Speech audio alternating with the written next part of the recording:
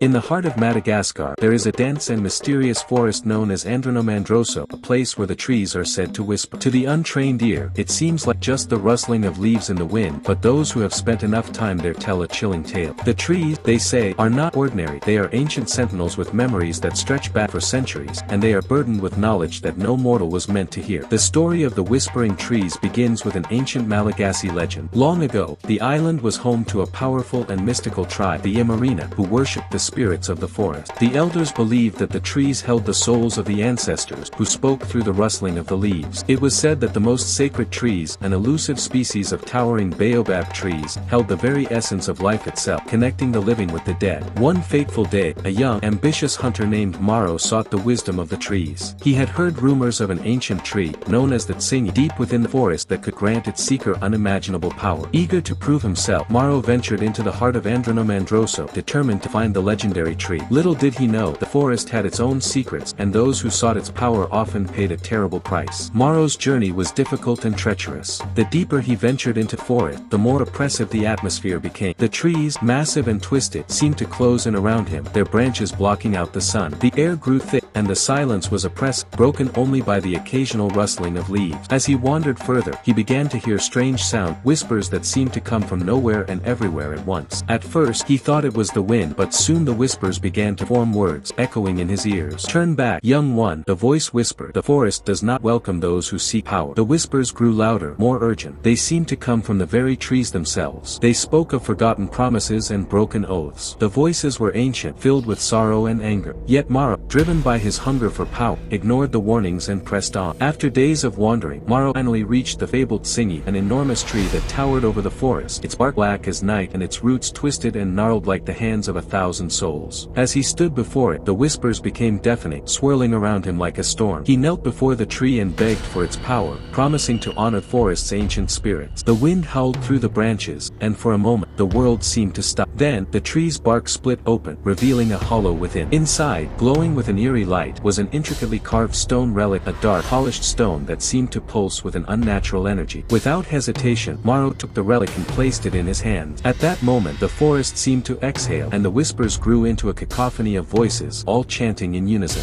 "Now, you are ours," the voices cried. "Now, you will carry our curse."